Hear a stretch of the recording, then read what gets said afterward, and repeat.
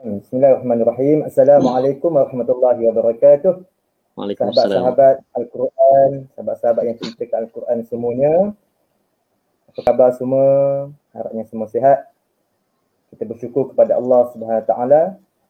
Kesempatan pagi ini di bulan yang penuh keberkatan, Allah izinkan kita untuk duduk sama-sama dalam majlis ilmu, majlis yang penuh dengan keberkatan.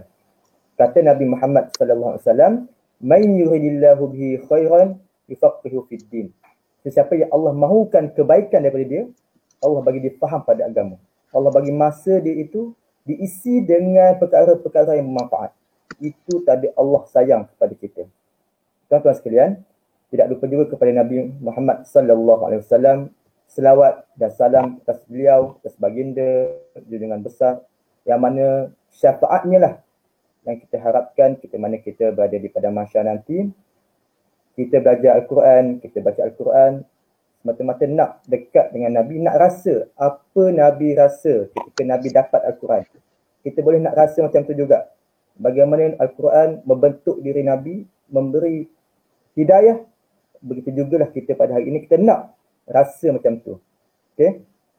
Tuan-tuan, saudara-saudara sekalian, berkaitan dengan soalan yang saudara Daniel ataupun Ustaz Daniel sebutkan tadi, bagaimanakah proses penurunan wahyu kepada Nabi Muhammad sallallahu alaihi wasallam?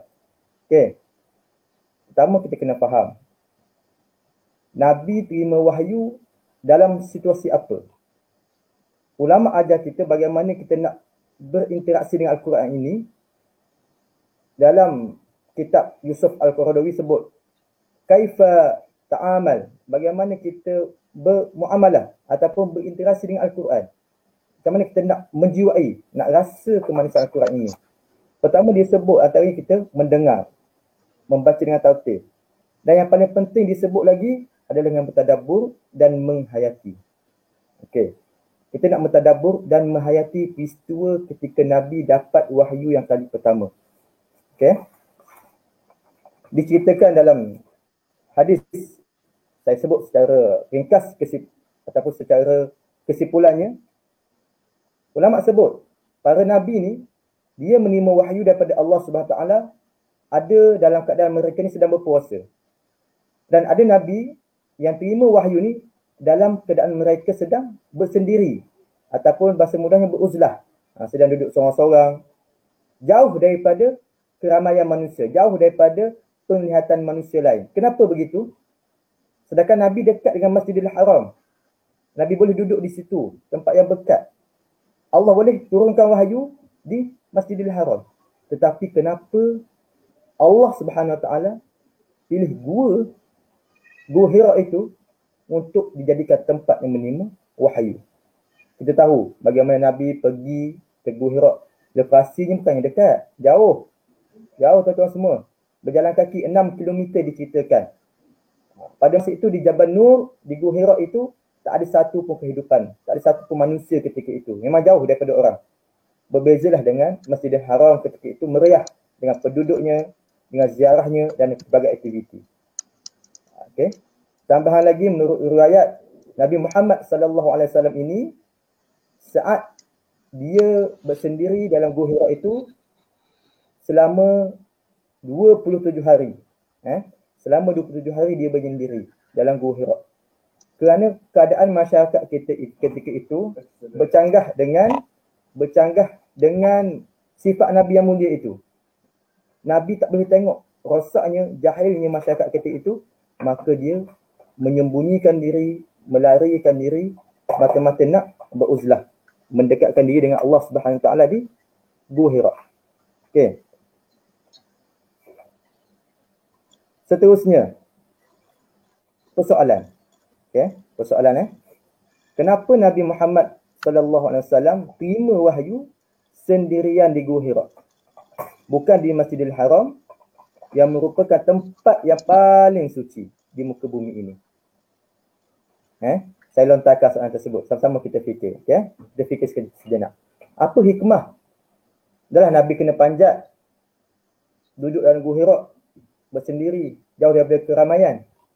Sepatutnya Islam, kita nak terima Islam ni biarlah beramai-ramai, berkelompok, ada sebabnya. Allah merancang satu perkara, Allah menakdirkan ataupun menetapkan setiap perkara yang berlaku di muka bumi ini dengan hikmah kebijaksanaannya. Kata ulama, seorang ulama menyebut yang bernama Qiyar Buya Syakur Yasin, nama dia, disebut kenapa ketika Nabi menyendiri, Nabi menerima wahyu. Okay, kenapa Nabi ketika sendiri Allah pilih waktu itu untuk turunnya wahyu yang pertama. Okay. Kata ulama ini, seseorang akan meningkat kecerdasan pada saat ia menyendiri. Lari daripada keramaian orang, sebab ketika seseorang itu dalam keadaan sendiri, maka akan terjadi dialog dalam dirinya sendiri. Maksudnya ketika kita sendiri, kita lebih rasa dekat dengan Allah. Kita lebih fokus untuk merenung kejadian. Sebab itu Nabi sebut betapa besarnya amalan orang yang berqiyamul lail, orang yang bangun malam. Sebab apa? Ketika bangun malam adalah saat yang paling dekat kita rasa dengan Allah.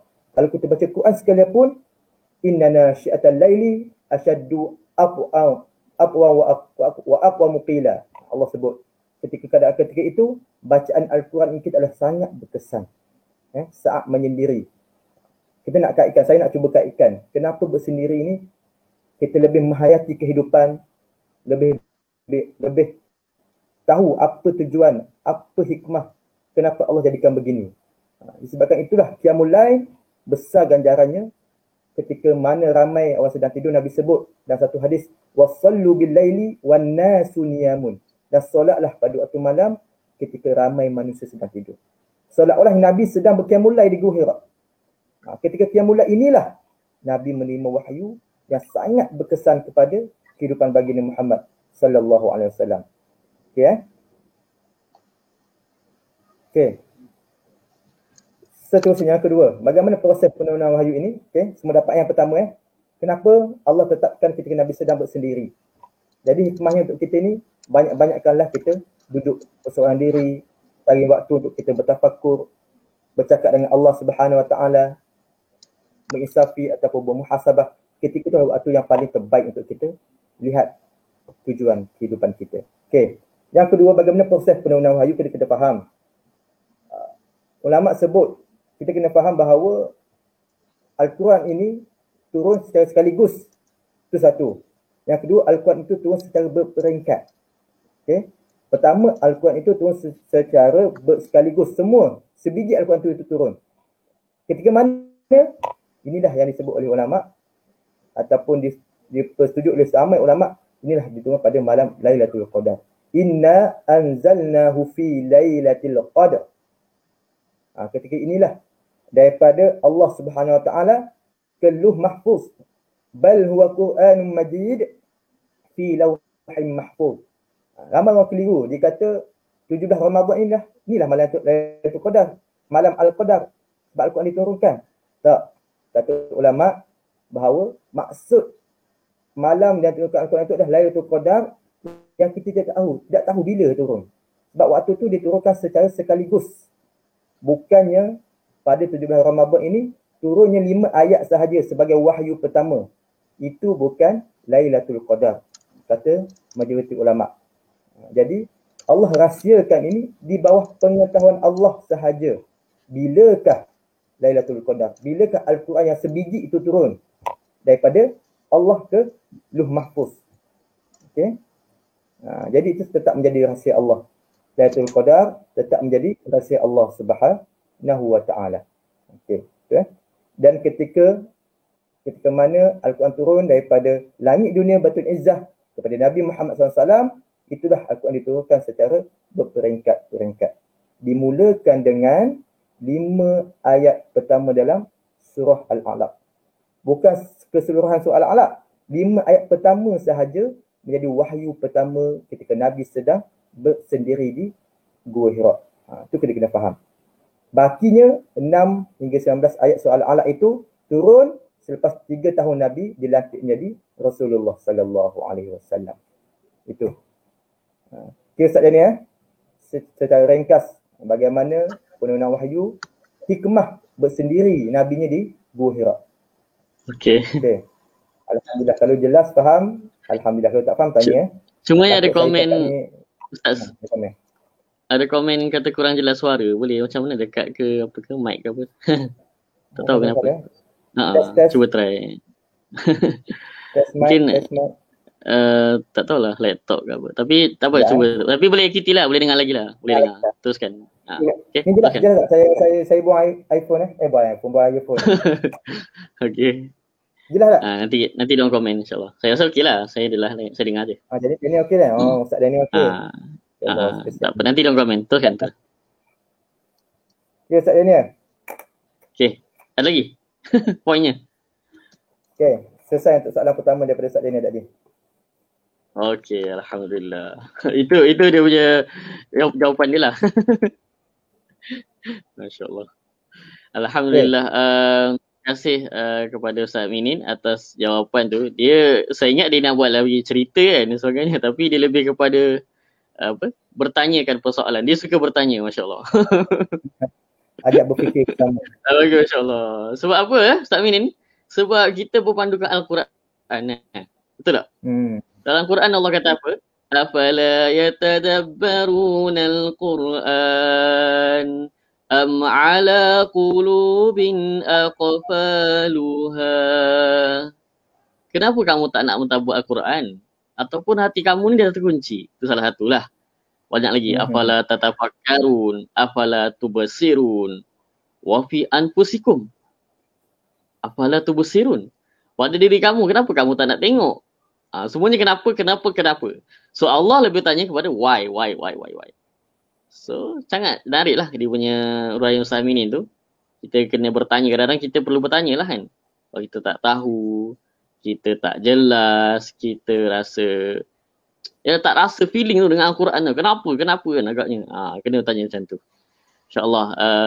Jadi saya rasa yang sirah tu semua orang tahulah benar-benar Al-Quran kan. Saat Nabi di Gua Hira, datangnya malaikat Jibril. Iqra. Ma'ana biqari. Bacalah. Aku tak tahu baca. Macam mana nak baca? Ma'ana biqari. Lepas tu Jibril baca kan. Iqra bismi rabbik sampai ayat kelima. Nabi ikut. So, pengajaran di sini, saya dah dapat satu pengajaran lah. Cik Ustaz Minin. Maksudnya baca ni, bukan kena baca buku je, betul tak? Betul Ustaz. Ya. Kadang-kadang orang yang tak boleh baca buku pun, tapi dia belajar, dia tahu. Kan? Maksudnya baca ni, lebih kepada kita boleh ikut, kita boleh faham. Banyak lagi luas, Iqra tu luas sebenarnya. So saya nak tanya lah Ustaz Minin. Kenapalah agaknya Allah guna kalimah Iqra dalam Al-Quran ni? Dan diulang 2 kali. Dan apa pengajaran yang boleh kita ambil daripada peristiwa penurunan wahyu ni secara ringkas. Terima kasih, silakan. Terima kasih Ustaz Ahmad Daniel atas soalan yang sangat menarik untuk kita. Satu soalan lagi. Kenapa dalam banyak-banyak wahyu, kenapa di permulaan wahyu yang mana menjadi penghubung antara Allah dengan makhluk di bumi ini, Allah mulakan dengan Iqra. Daripada 6,236 ayat dalam Al-Quran itu, Allah mulakan keberkatan, kerahmatan Al-Quran itu dengan kalimah Iqra. Kenapa tidak Allah sebut wa aqimus solata, dirikan solat, ataupun tu'minu billah, berimanlah kepada Allah, wa ati'ullah wa ati'ur rasul, taat kepada Allah, taat kepada Nabi Muhammad sallallahu alaihi wasallam. Tapi Allah mulakan ayat Al-Quran, keberkatan pertama di muka bumi ini yang menjadi antara hubungan antara makhluk dengan alam yang tertinggi itu dengan kalimah Iqra. Kita nak tengok ni, kenapa Iqra? Kenapa Iqra bismi rabbikal ladzi khalaq? Okey. Kita nak tahu apa peristiwa, bagaimana berlakunya Nabi diminta untuk membaca. Malaikat Jibril alaihissalam datang kepada Nabi, peluk Nabi. 3 kali buat. Kenapa sampai 3 kali? Apa hikmahnya sampai 3 kali ni? Tak cukup ke sekali? Soalan lagi. Tak cukup ke sekali? Apa hikmah? Dan Nabi dah sebut dah, ma ana biqari, aku tak tahu baca. Peluk lagi malaikat tu. Ma ana biqari, aku tak tahu baca. Peluk lagi. Lemas Nabi. Kata ulama nak sebut bahawa bukan Allah tu tak tahu, Allah tu Maha mengetahui, Nabi tu tak tahu baca. Allah tu Al-Alim. Allah tu pencipta kita, dia tahu. Nabi tu tak tahu baca.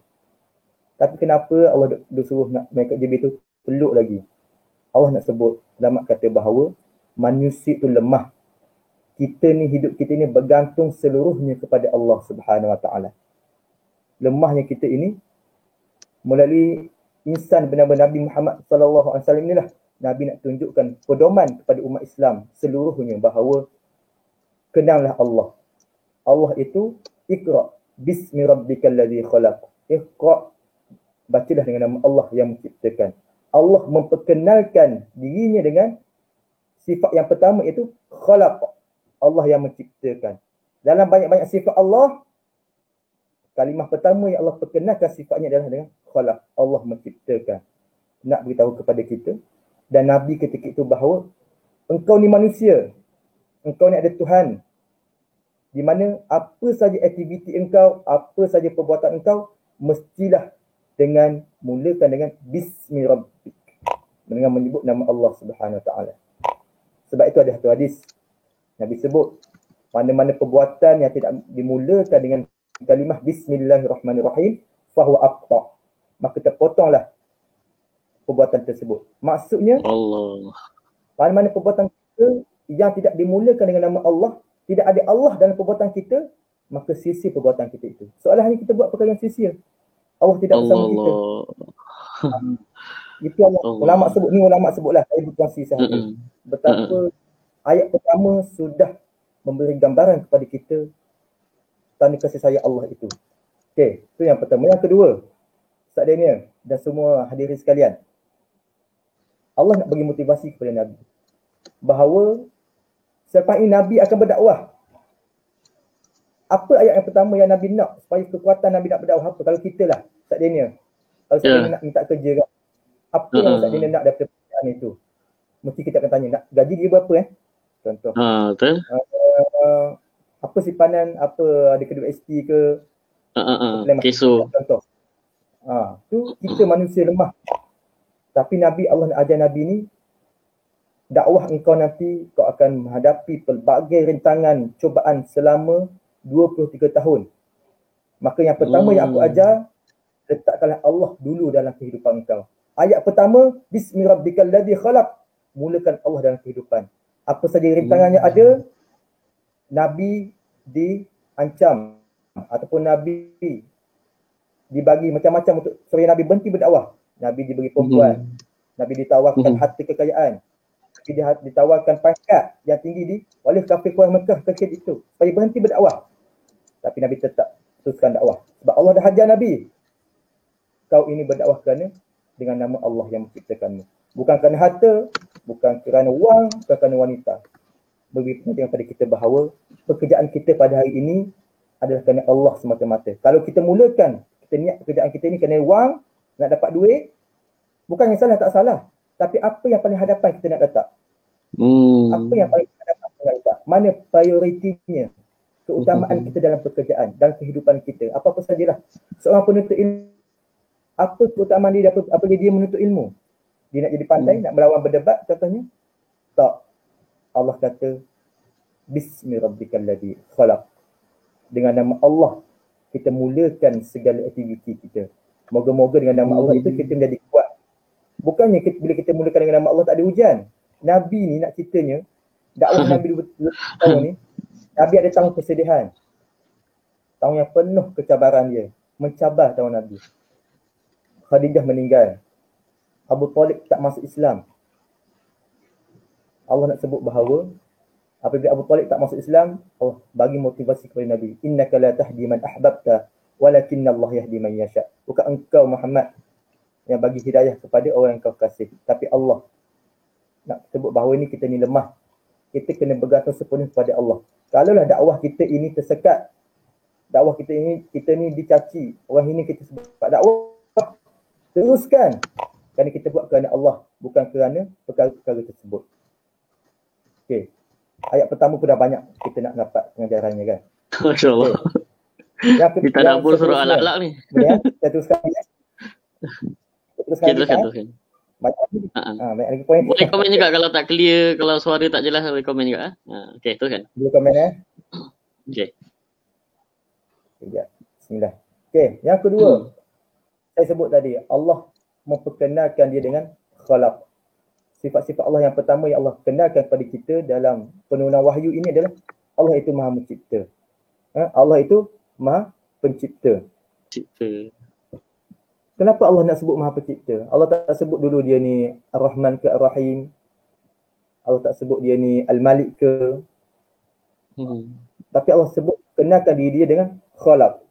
Khalaqa. Nama sifat pertama yang disebutkan yang bermaksud yang menciptakan. Allah nak sebut bahawa khalaqal insana min alaq. Allah menciptakan manusia daripada alaq, daripada segumpal darah. Daripada segumpal darah. Kata ulama, Allah nak jelaskan bahawa inilah penciptaan manusia. Kenapa Allah nak sebut bahawa supaya kita ni tidak sombong. Kita ni dicipta oleh Allah Subhanahu Wa Taala daripada alaq, daripada segumpal darah. Disebut dalam surah Al-Mu'minun, summa khalaqna an-nutfata 'alaqah fa khalaqna al-'alaqata mudghah ila akhir hayat. Nak kata kita ni daripada sehina-hina perkara, daripada air mani lekat dalam rahim ibu kita, kita membesar, membentuk, seterusnya alaqah, segumpal darah, seterusnya menjadi mudghah, menjadi daging, dan seterusnya menjadi idhama, dan lengkaplah penciptaan manusia. Kenapa Allah nak sebut alaqah ni? Supaya manusia itu tidak jadi sombong. Allah ini buat kita ni hina asalnya. Sehina-hina kejadian. Khalaqal insana min alaq. Betapa hinanya manusia Allah sebut. Tetapi apabila kamu hidup, kamu dah besar, sempurna kejadian kamu, tiba-tiba kamu nak sombong dengan Allah. Kamu tidak beriman kepada Allah. Ini satu motivasi kepada Nabi Muhammad SAW supaya sentiasa merendah diri. Nak berdakwah, nak menyampaikan dakwah, Nabi kena ingat bahawa manusia itu sentiasa bergantung harap kepada Allah. Ketika kita dalam perut ibu kita, apa yang kita tahu? Apa yang kita tahu sebenarnya? Masa kita dalam perut mengandung, ibu kita mengandungkan kita, tak tahu apa-apa pun, nothing. Kita bergantung dengan tali pusat. Ketika itu siapa yang sedang menguruskan kita? Allah Subhanahu Wa Taala. Allah Subhanahu. Lantas apabila kita sudah besar, Allah uji kita dengan pelbagai nikmat, kita nak menyombongkan diri daripada Allah Taala. Allah nak ajar Nabi bahawa kenanglah Allah itu sebagai pencipta. Tahu keagungan Allah. Allah menciptakan manusia daripada sekecil-kecil sehina-hina sehinggalah besar menjadi penguasa, jadi khalifah yang boleh memakmurkan muka bumi Allah ini. Okey. Itulah nak katanya Maha Kuasa Allah. Besar pengajaran sebenarnya kalau kita nak sebut ini dan soal alam ini. Okey, khalaqal insana min 'alaq. Okey, boleh faham ayat yang kedua dia sebutkan itu. Okay, insya-Allah. Kita beralih kepada ayat yang ketiga. Ada komen ke? Jelas tak jelas? Saya takutlah tak jelas ni. Ada suara tak jelas.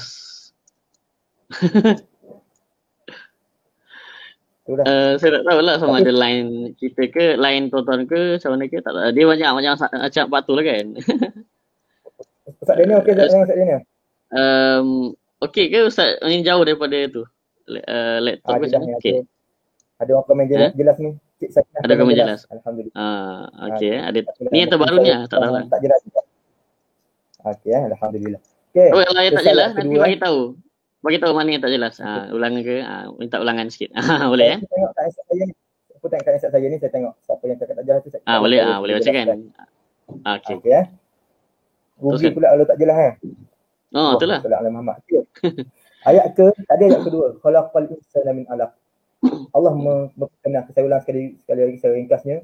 Allah memperkenalkan diri dia sebagai pencipta, khalaq. Dan Allah sebut kita ni 'alaq. Kita ni daripada segumpal darah yang sehina-hinanya. Jadi Nabi, apabila Nabi nak berdakwah, apa motivasi Nabi? Macam saya sebut tadi lah, apa motivasi kita dalam kehidupan kita? Motivasi kita adalah kita ingat bahawa kita ni ada Allah. Dan kita ingat bahawa kita ni pernah lemah, kita ni hina. Dan kita ni daripada kita tidak tahu, wallahu akhrajakum min butuni ummahatikum la ta'lamuna syai'an. Allah keluarkan kita daripada perut ibu kita ni, la ta'lamuna syai'an. Dia tak tahu Tak tahu apa-apa apa. pun. Maksudnya berbalik pada ayat pertama, kita sepenuhnya bergantung kepada Allah SWT. Nabi, engkau Muhammad, berdakwah bergantunglah kepada Allah, bukan bergantung kepada bapa saudara kau yang tidak beriman. Kau nak tolak dakwah, kau tak nak berdakwah, tak. Nabi, ketika kau ditawarkan perempuan, harta, kau nak berhenti berdakwah, tak. Hidup kita bergantung kepada Allah Subhanahu Wa Taala. Ayat yang kedua ni. Ayat yang ketiga pula. Okey. Khalaqal insana min 'alaq, iqra wa rabbukal akram. Inilah tadi yang tanya tadi kan. Sampai 2 kali diulang iqra wa rabbukal akram. Kenapa sampai 2 kali ni? Apa hikmahnya Allah nak sebut dengan kita ni? Ya. Ulama sebut, saya ambil daripada tafsir fi Jalil Quran, saya kutub saya ambil daripada tafsir Al-Azhar dan ulama-ulama lain, dan saya simpulkan lah. Okey. Kenapa 2 kali? Iqra sampai 2 kali Allah nak sebut. Ini adalah Allah nak sebut bahawa tingginya Islam meletakkan ilmu dan pengetahuan. Allah. Pentingnya keilmuan. Dalam Al-Quran, InsyaAllah, kita akan jumpa perkataan ilmu ni 750 kali dalam Al-Quran. Alamah lah, maksudnya yang alamun, ada perkataan ulama. Maksudnya kata dasarnya adalah ilmu. Allama. Iqra wa rabbukal akram. Maksudnya apa hubungan ilmu ini? Sampai 2 kali Allah nak sebut pada kita pada hari ini. Ya. Seolah-olah Allah nak sebut, bacalah Iqra wa rabbukal akram. Bacalah atas kudratku, atas iradatku. Bukan kau baca ni sebab kau pandai. Tapi kau baca ni kerana aku yang ajar. Allah itu yang ajar. Kita berilmu ni jangan sombong. Ustaz Hidayat pada sebut pagi tadi saya tengok live dia. Macam pada ini sebut ramai bercakap, mengkritik, menghina orang tanpa melanjutkan ilmu. Kenapa jadi macam tu? Sebab ilmu ini bukan sahaja kita hanya di tulisan, tetapi bagaimana kita menghayatinya. Kita menghayati bahawa kita ni asalnya tidak berilmu dan kita menjadi berilmu apabila kita baca Iqra wa rabbukal akram, kita baca dengan nama Allah yang Maha Pemurah tersebut. Okey. Allah mengangkat kalimah Iqra sehingga 2 kali ini. Inilah Allah nak sebut bahawa kepada kita, Iqra lah. Jadilah umat yang membaca. Jadilah umat yang membaca. Kita ni sampai sekarang kita dapat Islam ataupun Nabi ni, saya nak sebut. Kenapa zaman Nabi tak ada buku, tak ada Al-Quran, Al-Quran tidak dibukukan lagi, tak ada kitab-kitab. Kenapa? Sedangkan di sini sebut Iqra, Allah suruh baca, tapi apa Nabi nak baca? Nabi tak tahu baca pun. Kita nak gali hikmah-hikmah ni. Kita fikir kan. Al-Quran ni dikumpulkan pada zaman Sayyidina Abu Bakar. Betul kan? Dikumpul. Sampailah zaman Khalifah Uthman, barulah lengkap ditulis Al-Quran. Mushaf. Hikmahnya kenapa Nabi tidak ada buku, tidak ada apa itu adalah nak tunjukkan bahawa mukjizat, bahawa Al-Quran itu datang daripada Allah SWT. Sekiranya Al-Quran itu tidak dibukukan pada zaman Nabi itu, maka ramailah orang kafir, orang Mekah, orang tidak Islam itu kata inilah ciptaan Nabi Muhammad. Ini Muhammad buat, bukan Allah. Ini Muhammad yang buat. Kita nak ikut Muhammad. Tengok, Allah dah jadikan Nabi ni sebagai ummi, tidak tahu baca, tidak tahu menulis. Tiba-tiba ada Al-Quran dengan Nabi. Nabi boleh baca. Yang menunjukkan bahawa itu bukan kuasa Nabi. Maksudnya ada kuasa yang lebih tinggi daripada Nabi yang telah menakdirkan Nabi supaya dapat membaca, dapat sebut ibatan Al-Quran ini. Allah nak elak daripada orang tuduh Nabi ini, Nabi bawa Al-Quran. Tidak, bukan Nabi yang bawa Al-Quran. Itu Allah. Okay? Sebab itu berkembanglah ilmu ini dengan Iqra, dengan kalam. Kalam tu ayat lepas ni. Kita dapat Islam pada hari ini. Tuan sekalian, fikir ya. Bagaimana Islam dapat kita pada hari ini? Kita tengok. Kerana adanya orang dulu-dulu membaca dan membukukan hukum-hukum, membukukan tulisan-tulisan, kitab-kitab hadis Al-Quran itu ditulis sampai kepada kita pada hari ini. Dan siapa tanpa membaca, tanpa tulisan, dapatkah Islam kita pada hari ini? Itu soalannya. Dapatkah kita merasa nikmat Islam? Betul, kadang-kadang kita dapat Islam ini, orang datang berdagang di Malaysia kan. Di Malaysia ni, pedagang Arab datang berdagang asalnya. Di pedagang itu, dia asalnya dapat Islam dari mana? Dia datang daripada buku-buku, daripada tulisan-tulisan dia belajar, daripada pembacaan dia. Orang kata, Ustaz, saya dapat daripada dengan ceramah Islam ni. Ustaz yang cakap ceramah tu pun sebelum dia menyampaikan Islam, dia membaca. Dia menulis, mesti membaca. Asalnya membaca. Membaca mesti membaca. Itu sekali ilmu. InsyaAllah. Membaca bukan sahaja membaca sebut, tapi kita membaca dengan nama Allah. Nabi banyak membaca Al-Quran itu zaman Nabi. Zaman kita ini, kita sangat mengharapkan keilmuan, mengharapkan tulisan-tulisan dan ilmu. Dimulakan dengan pembacaan. Sebab itu, kaitan besarnya antara ilmu dan baca ini besarnya tuan-tuan. Kalau kita tak membaca, tak adalah ilmu kita. Okay? Sehingga kan Nabi sebut, man salaka tariqan yaltamisu fihi ilman sahallallahu lahu tariqan ila al-jannah. Siapa yang menempuh satu jalan kepada ilmu, Allah mudahkan urusan dia, mudahkan jalan dia ke syurga. Ilmu dan syurga satu. Ilmu dan syurga itu satu. Bagaimana kita nak masuk syurga tanpa ilmu? Bagaimana kita nak masuk syurga? Orang yang menempuh jalan. Hari ini kita telah menempuh jalan. Walaupun jalan kita tak jauh pun. Buka handset, buka laptop. Tak ada, kita berusaha tak. Tapi inilah keadaan semasa. Tapi inilah perjuangan kita, pengorbanan kita pada hari ini. Kita manfaatkan masa ini, kita mendengar ilmu. Inilah perjuangan kita. InsyaAllah Allah mudahkan jalan kita ke syurga. Sekejap Ustaz Aminin. Perjuangan kita juga sharekan juga pada orang lain. InsyaAllah lagi bertambah pahala kita. Lagi bertambah pahala. Itu jihad kita. Betul tak? MasyaAllah. Ketinggian iqra' ilmu ini. Share. Dalam Al-Quran sendiri pun Allah sebut kan. Dalam soal Mujadilah.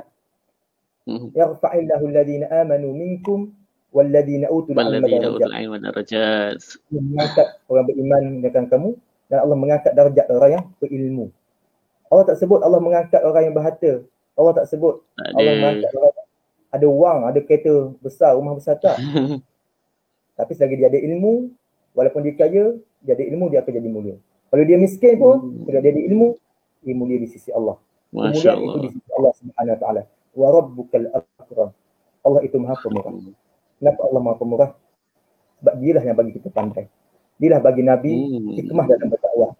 Dialah bagi Nabi kekuatan untuk berdakwah sehingga kita hari ini dapat merasa nikmat iman dan nikmat Islam.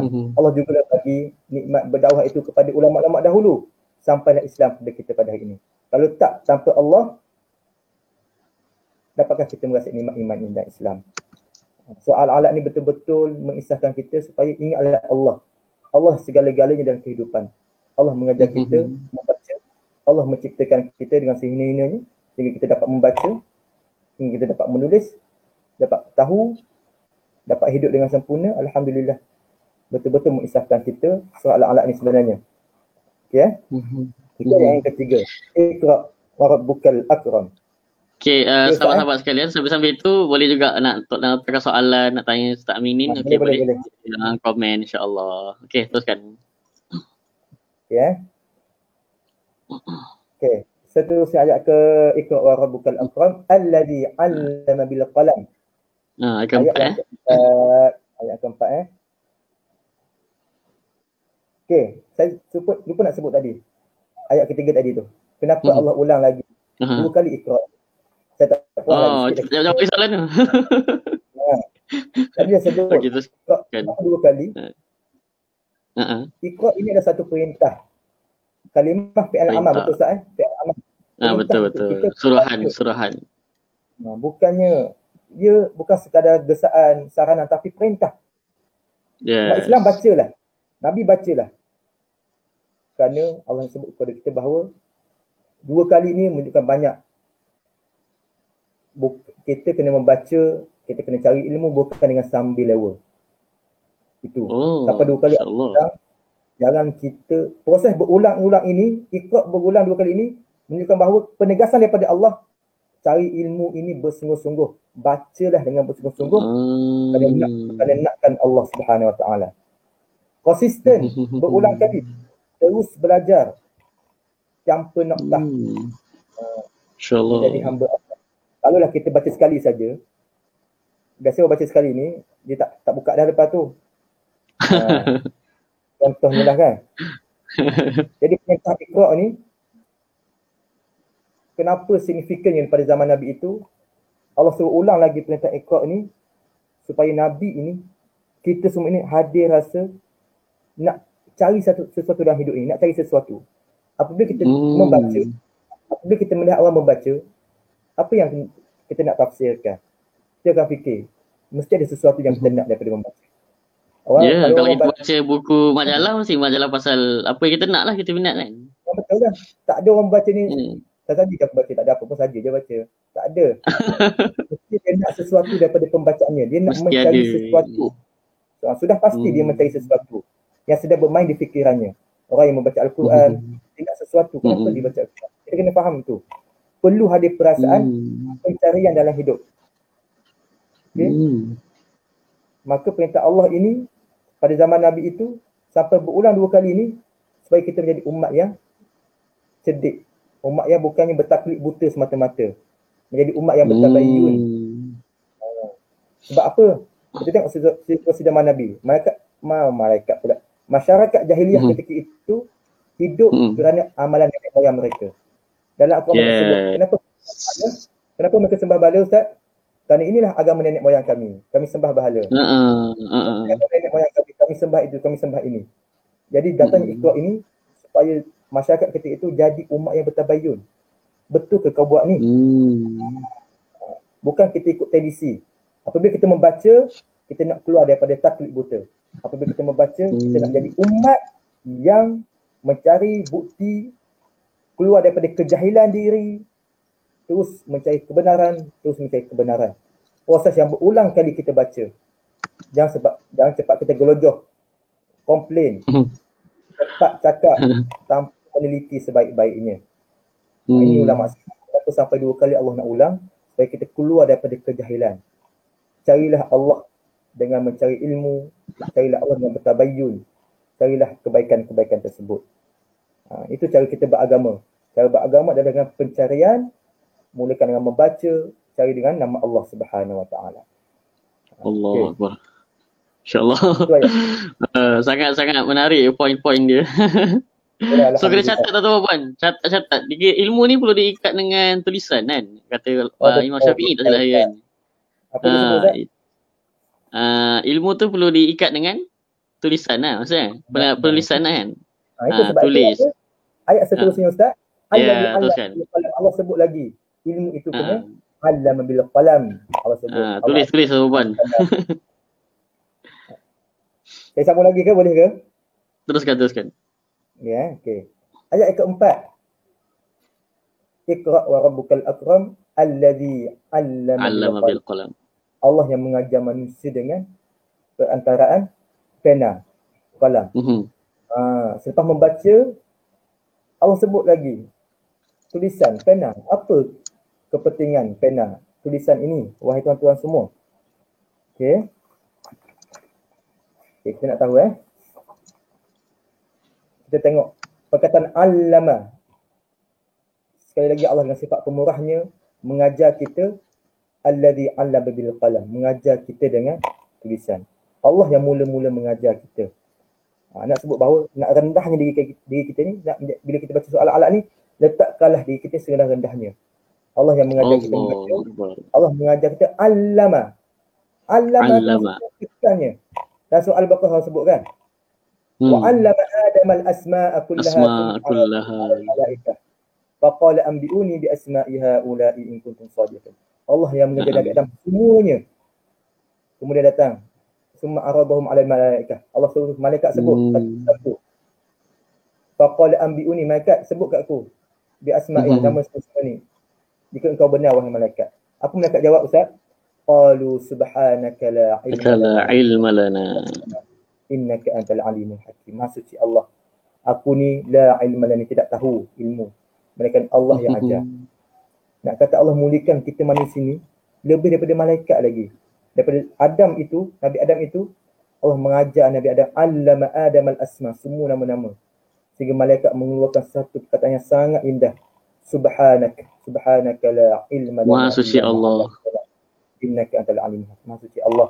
Kami tidak berilmu ya Allah. Melainkan engkau lah yang telah mengajar kami. Allamal insana ma lam ya'lam. Kita kaitkan dengan ayat ini.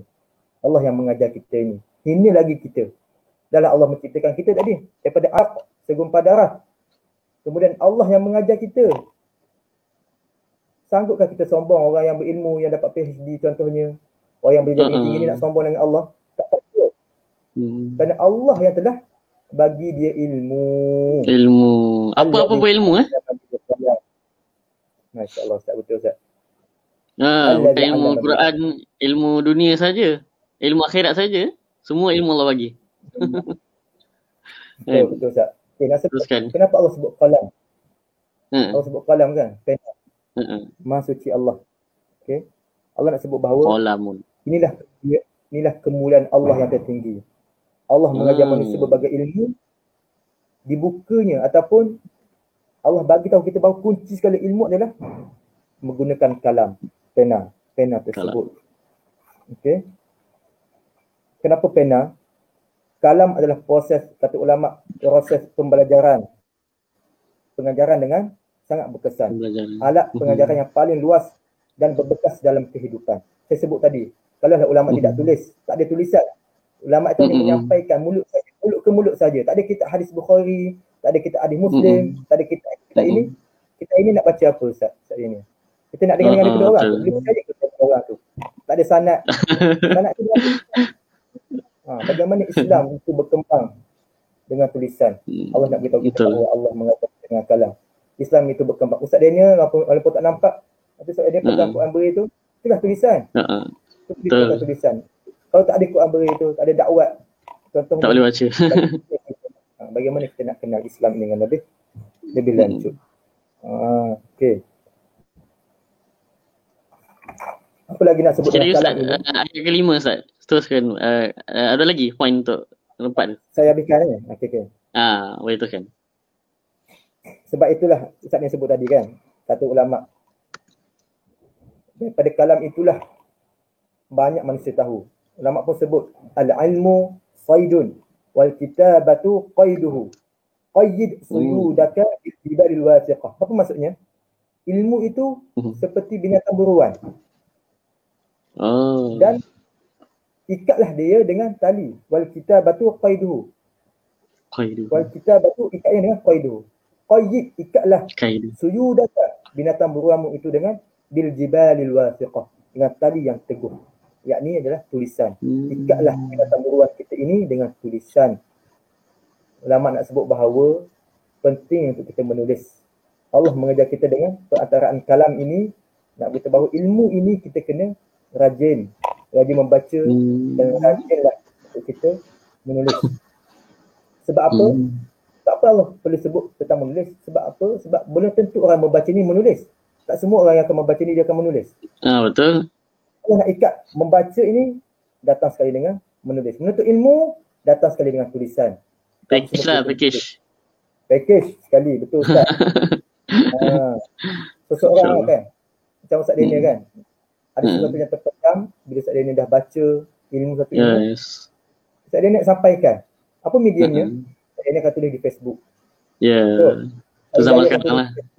Saya akan tulis di status WhatsApp dia. Contoh. Nak katanya bahawa tingginya nilai tulisan ini. Apa-apa yang penting sudah dicatat. Tidak cukup sekadar baca. Besarnya peranan tulisan ini dalam kehidupan kita. Tapi kena ingat, bila kita tulis, kembali balik kepada nama Allah. Kembali balik kepada ayat pertama tadi. Tulislah dengan nama Allah. Tulislah kerana Allah. Kalau ada orang tulis dengan penuh kebencian. Ada mereka di sana tulis dengan penuh cacian makian. Kerana apa? Mereka tidak ikat dengan ayat pertama. Tidak ikat dengan nama Allah Subhanahu Wa Taala. Dan tulislah kita, bacalah kita dengan nama Allah Subhanahu Wa Taala. Nabi berdakwah penuh tulus kerana Allah Subhanahu Wa Taala. Itu Ustaz. Ayat keempat kan? InsyaAllah. Alam Allamal insana ma lam ya'lam. Ayat Sama terakhir. ya'lam. Ayat terakhir kita ni subhanallah Allah sebut. Sekali lagi Indah Allah sangat sebut. ayat ni. Ayat kelima. Allamal insana ma lam ya'lam. Allah mengajar kita daripada tidak tahu apa-apa pun, tuan-tuan semua. Allamal insan ma lam ya'lam. Kita tak tahu apa-apa pun. Satu lagi pengiktirafan bahawa kita ni kena betul-betul sembah Allah. Betul-betul sujud pada Allah. Kita ni kosong. Nothing. Terus saya tak ada apa-apa pun. Ingat balik kepada Allah SWT. Allah tutup wahyu pertama ini kepada Nabi bahawa Allah lah yang memberikan kita segala-galanya dalam kehidupan. Lantas kenapa kita kufur, tidak bersyukur kepada Allah Subhanahu wa taala. Allah mengajar kita daripada tidak tahu sehingga kita banyak tahu perkara. Jadi 5 ayat ini membentuk kita, pandangan kita dan cara fikir kita supaya iman yang benar dan iman yang penuh dengan keluasan berfikir. Semua urusan mesti dimulai dengan nama Allah kerana Allah itu mencipta kita, Allah itu mengajar kita, Allah itu mengajar kita daripada kita kosong, tidak tahu apa-apa pun. Maka mulalah tugasan kita, berjalanlah, tujulah tempat kita dengan penuh keikhlasan kerana Allah Subhanahu wa taala. Ayat ini, 5 ayat ini, tuan-tuan semua, mengubah perasaan, mengubah bicara Nabi, memberi kekuatan kepada Nabi untuk memulakan dakwahnya. Nabi kenang Allah. Inilah kaedah iman yang pertama yang Allah ajar kita, supaya iman yang pertama adalah seluruh aktiviti kita, seluruh kehidupan kita dimulakan dengan nama Allah. Berkat pengaruh petunjuk inilah Nabi Muhammad SAW berjaya berdakwah sehingga Nabi wafat pada umur 63 tahun. Masya Allah. Nabi kekal konsisten berdakwah kerana wahyu pertama lagi dah Allah sudah ajar Nabi bahawa kau Muhammad berdakwahlah dengan Allah, kerana Allah. Dan kita pada hari ini Ustaz Daniel teruskan dakwah kerana Allah. Walaupun mungkin kadang-kadang yang datang tengok satu orang saja. Kadang-kadang tengok satu orang saja. Tapi sekadar kita dakwah kerana Allah, kita teruskan. Sebab itulah kita tengok bagaimana seluruh kehidupan Nabi itu dimulakan dengan nama Allah. Nabi nak pakai baju ada doa. Nabi nak buang baju, Nabi nak masuk tandas, keluar tandas. Apa perkara kecil pun Nabi mulakan dengan nama Allah. Ada doa-doa tersebut. Kita kena ikut sunnah Nabi ini. Seluruh kehidupan Nabi dimulakan dengan nama Allah. Kita pada hari ini apa? Takkanlah kita nak makan je kita baca doa. Takkan kita nak solat kita doa. Aktiviti lain semuanya diperlukan dengan menyebut nama Allah. Bukan sebut saja, tapi kita ingat ini kerana Allah Subhanahu wa taala. Kita kena sedar bahawa Allah yang mencipta, mengajar, memuliakan kita dengan kefahaman, memuliakan kita dengan pengetahuan ilmu, memuliakan kita dengan rasa kehinaan pada Allah Subhanahu wa taala. Okey tuan-tuan, saya rasa banyak-banyak komen-komen yang menarik, masya-Allah, masya-Allah, semuanya menulis kalam-kalam tu. Saya dah tidur sekat ni untuk buka pada soalan lah. Saya pun adalah nak sebut silakan. tapi masih dah sedang. Itulah. Sikit saya nak tambah sikit pasal point alamal insan ni kan, ayat kelima tu kan. Menarik Allah kata di sini, kita kena bezakan kalau kita belajar bahasa Arab kan. Kita ada annas dengan insan kan. Insan ni adalah singular kan, ataupun seorang-seorang lah. Aku. Saya sendiri, saya. Kalau annas tu, kalau Allah guna ayat ayuhan nas kan, itu untuk semua manusia. Tapi Allah guna sini alamal insan. Bayangkan tuan-tuan dan puan-puan, sahabat-sahabat sekalian, Allah direct kepada kita seorang-seorang. Aku yang ajar kau ni. Aku yang ajar diri aku ni. Allah yang ajar diri aku ni. Macam tu. Bukan Allah guna Allah yang ajar semua manusia. Tak, Allah guna kita. Kita sendiri dia, insan. Ma lam ya'lam. Apa yang kamu tak tahu. Masya Allah. Masya Allah Ustaz. Alamal insan. Itu kena tengok. Satu-satu kalimah dalam Quran tu memang ada, apa namanya? Ada kesinambungannya. Ada penghargaan. Itulah cara kita nak hargai wahyu yang turunkan ni. InsyaAllah. Tak cukup sekadar baca tak puas. Tadabbur. Ya, jadi jom tadabbur insya-Allah. Petang ni ada jom tadabbur dan ada hari ni lah, setiap hari Sabtu untuk bulan puasa ni lah insya-Allah. Sama saya. Okay, kalau ada soalan boleh lontarkan sedikit. kongsian dan sebagainya. Ada soalan? Okay. Apa saya pun tengok Facebook ni. Boleh tengok kan. Sebelum kita tutup Ustaz Bagi soalan siapa-siapa. Admin pun boleh, saya pun boleh tanya soalan. Tak kisahlah. Kita buka untuk sahabat-sahabat semuanya. Okay, kalau tadi kita cerita pasal Iqra' kan. Kita pasal kenapa dia ulang 2 kali. Itu saya punya soalan yang sangat nak tahulah sebenarnya. Kan. Dari Ustaz dah bagi tahu, alhamdulillah. Dapat ke? Dapat ke jawapan tu? Puas hati. Alhamdulillah dapat. dia macam ni. Dia kalau kita tertanya kan soalan-soalan tu macam berapa hari tertanya. Macam kita nak tahulah nak makan ke. Tak dapat makan lagi kan. Lepas tu kita dah dapat makan, dah kenyang, dah buka. Allah kenyang. Sikit pun tak apa dah puas. Dia macam tu lah lebih kurang. Kalau dah dapat soalan tu, dah dapat jawapan dia, wow rasa sangat berharga.